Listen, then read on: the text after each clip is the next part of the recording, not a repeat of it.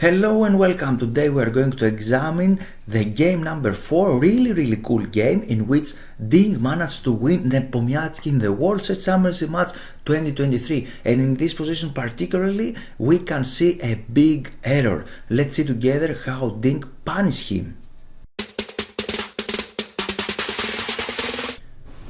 So here we are, and in order to understand the game that played, I should show you how this system can reach by the white side. If white start with the move e4, then we have the Sicilian defense with c5, and after this move and here we can play the Rossolimo system. The Rossolimo is a very quiet positional system in which we would like to put more pressure here and control the central squares. And for example, after this we can protect the knight, and after this we can castle here and we can transpose something like similar to the game. So during the game, Ding with the white pieces start the game with the move c4, and in many occasions this could transpose to the Sicilian defense even directly or after some moves. For example, after this one we can play knight c3, and of course black has a lot of different choices here, but one of them is the Sicilian defense. We have this with a reverse color.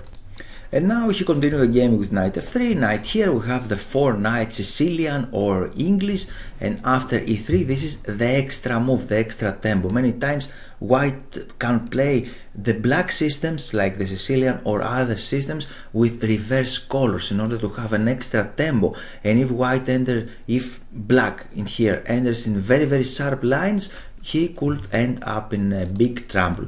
So here we have many good moves. He played this one, we have queen here, and by transposition we have the same position as you can see, with an extra tempo e3. Usually people here castling, and after knight d5 he's trying to create some problems.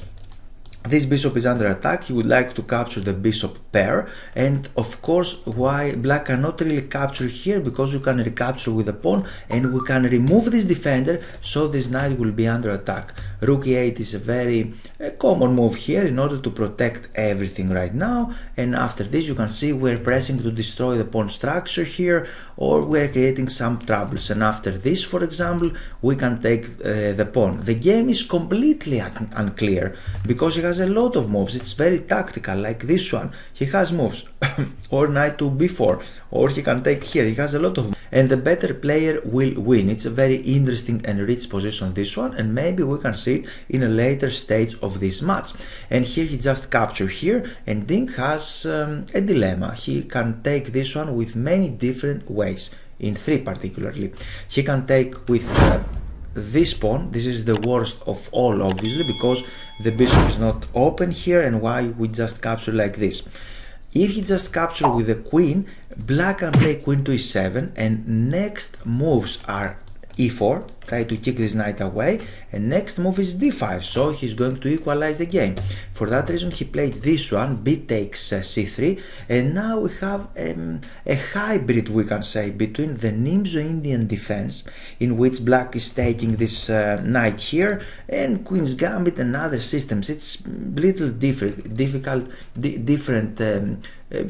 position, and many players play this one these days. It's interesting. White is going to build a strong center, and many moves are interesting here for black. For example, this one is very nice because we are creating a nice square after on d3. This knight should go away, we can control the center, or we can play d5. He can liberate his position. It looks interesting. Another idea is castling, but here Nepo shocked little bit again people with this move d6, and I said shocked because it's not the most common move, and it look like little passive.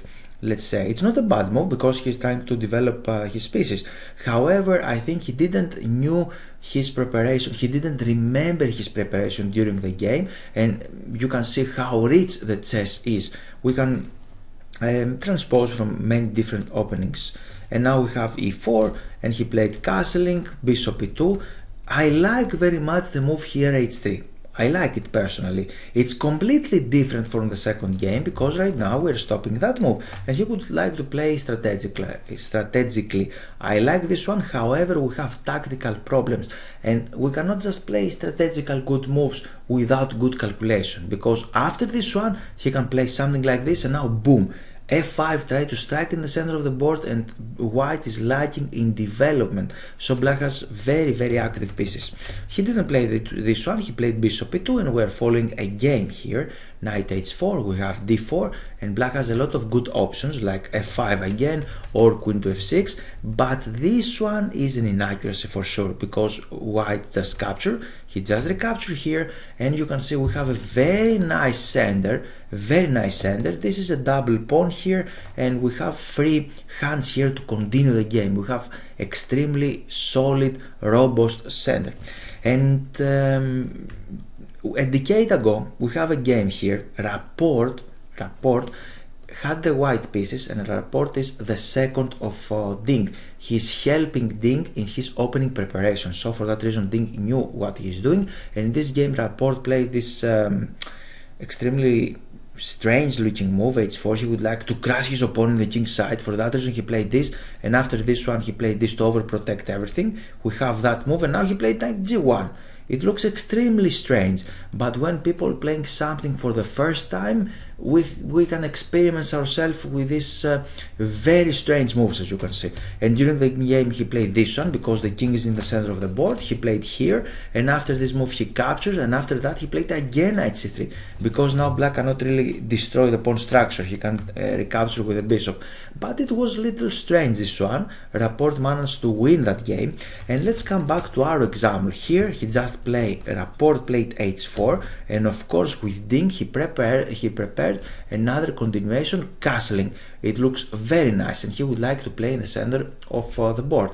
Here we have this one, rook f2 e1, rook e8, and here we have a very interesting moment. What are you going to play with the white pieces here? It's very important actually, because I'm going to tell you how to prepare the openings. Okay, you choose a move, and now I'm going to suggest you the best computer move, and this is rook a to d1. This move, rook a to d1. What do you think about this move? Are you going to play this one? The backspace is the biggest key on keyboard actually, and in general if we click it we can get a space when we're typing something. However, in chess programs, if you click the backspace, the computer automatically suggests the next move. And if you are analyzing with this backspace, clicking again and again, you're going to get some moves, but you're not going to get understanding of these moves. And this is a very stupid move, something that you should not do. Play this move here, because there is no real understanding why to play this move right now, right here, the rook on d1. I added this as a mistake or inaccuracy. Here black can play this one. You can see how easily the things can go wrong with the white, because now he's threatening the pawn with two pieces, and the most natural move is to play bishop f1. This is what we're going to remember during the game. But after this one we have bishop on g4, and now he's threatening to take the knight on f3 because this one is pinned, we cannot recapture. He's threatening that knight, as you can see, so he can face a lot of problems. Black equalized the game instantly here. This is one variation. Another variation here, computer suggests after this, of course computer calculating, and he can see, it can understand bishop f1 is wrong move. So he's going to play, you're attacking me, I'm going to attack you, and he's going to play queen f1. Another extremely strange move, because now he's threatening that pawn. But black can capture that pawn on e4, and he can capture in two ways actually, and he can take with a queen, and this is completely losing. Can you see how? Okay, if you found it, congratulations. Bishop on d3, because the queen is trapped right now, and this is one problem. The other problem, if the queen was able, if she was able to go somewhere, this rook on e8 is hanging as well. We have the back rank mate, and if you would like to check actually to check the tactics and understand the tactics in very high level, then I have a cool solution for you. Tactics is one of the most, if not the most important part of the games. Your plan could be successful if you use the tactics correctly, and the tactics can be accelerator to your plan. With Grandmaster Stelios Chalkias, we created this amazing chess course here on tactics and calculation, and you can read the description. We have a lot of lessons and 100 exercises there. If you follow the blog post, then you can read more about Stelios' life. you're welcome to click the link below the video and learn more. With Grandmaster Stelios Charkias and friend of mine, we create a very cool course about the tactics, and you're very welcome to study this one in order to learn a lot of things. So for that reason, he's not going to take there on e4 with the queen, but he can take with the rook. And now the most natural move, as you can see, is to play bishop on d3, because suddenly we're threatening the rook, we're threatening the queen. What you're going to play? However, here we have a lot of tactics. He's not going to move the rook, but he can play this one first of all, because he's solving the back rank checkmate and he's threatening checkmate by himself, threatening there. So you don't have time to capture this one because checkmate threat is more important. He has to play something like this, and now we have this distraction, removing this defender. We have this check, attacking the king. And after this, for example, he can take here. He won a piece temporarily, and he can recapture after this. After this he can retake with a queen. So black has a winning position here. So he should not play like this. And of course, computer can see this sequence of moves again. And he is calculating this extremely strange move. And as you can see, the queen was here. We played rook d1, and after this one, and after that one. And this is things that you are going to mix during the games 100%. We should not play something like this. And right now we have bishop e7, a nice cool move, because we are threatening to exchange queens, for example. We just collect a pawn. The rook is protected there by the knight. Everything is just fine. Very cool move, rook to e1, rook to e7, very cool move. And after this one, we can play queen here. He can take that pawn. And now black is threatening something again, because this bishop just captured a pawn, but we went here, and now black is threatening something, and black is threatening to play this move g6, because the bishop will be trapped, and we can trap this one with the king. So he has to go back, and after this one, I don't feel comfortable here with the white pieces. The computer said that white has the advantage and things like this.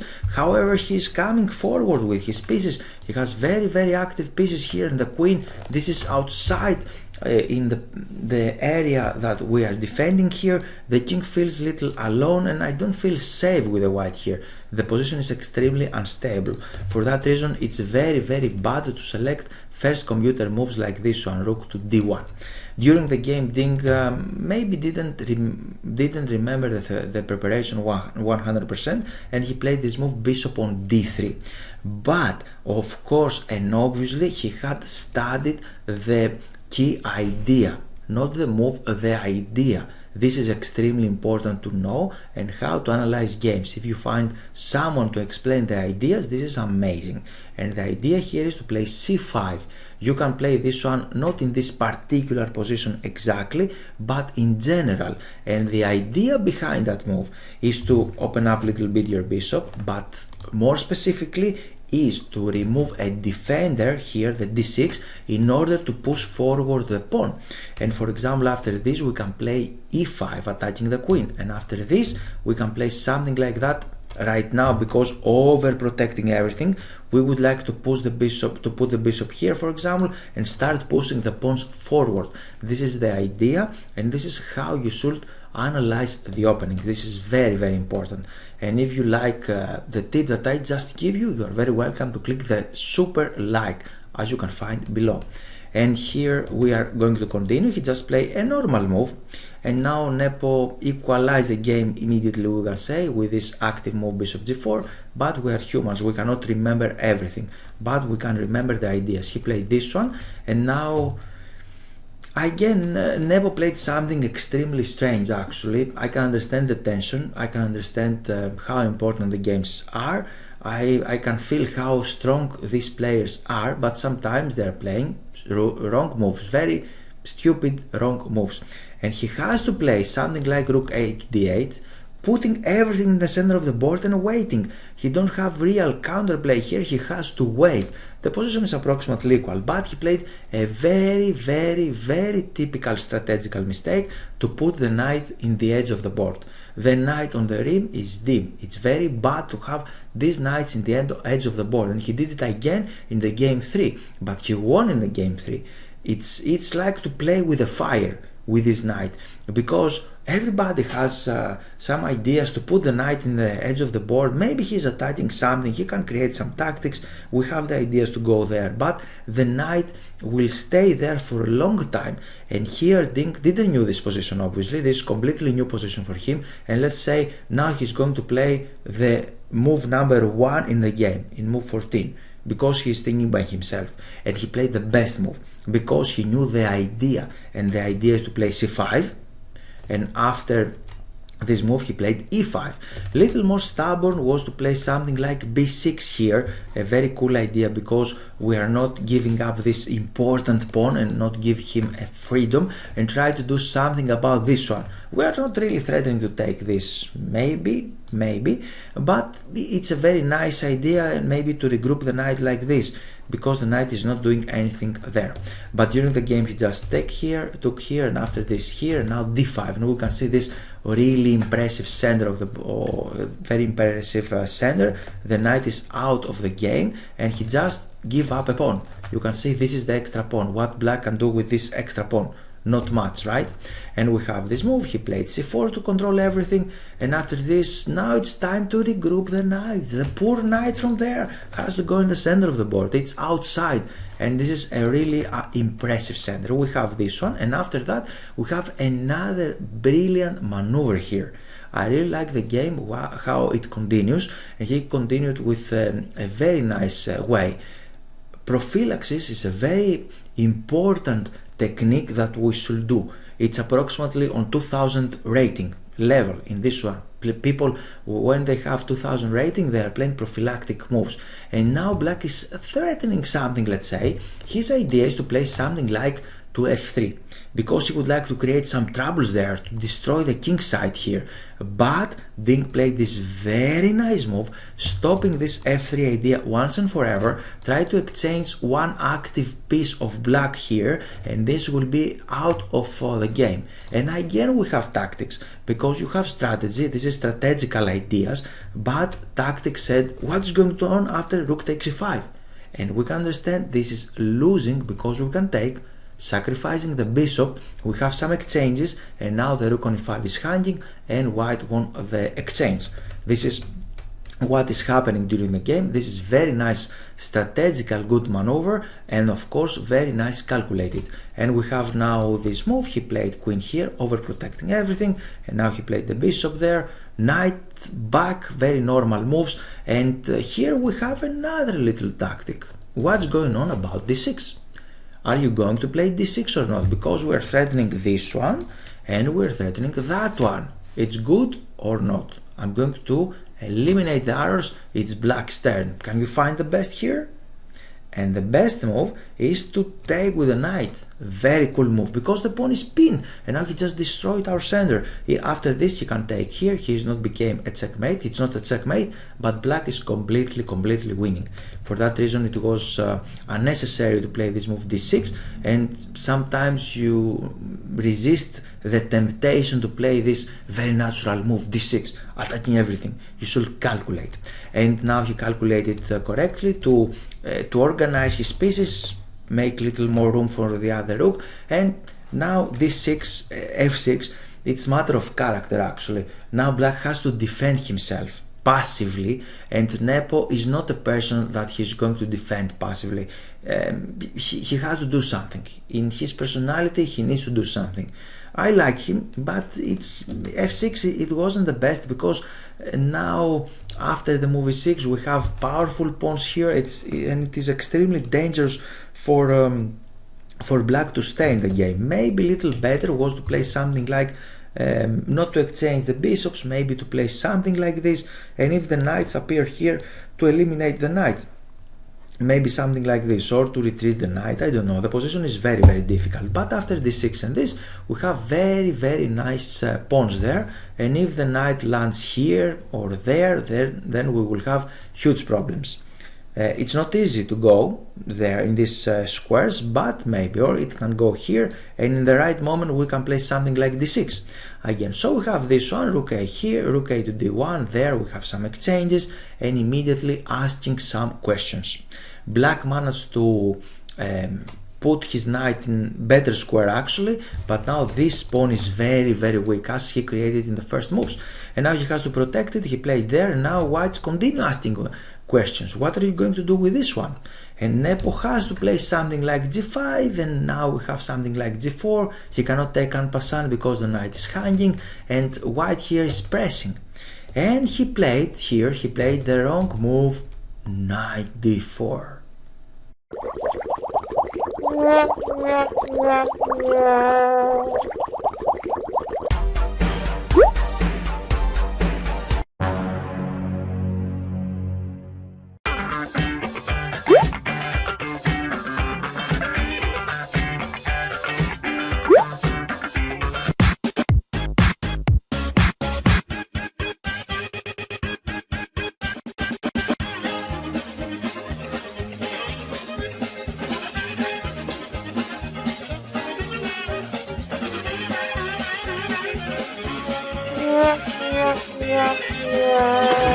This is my favorite part, right here.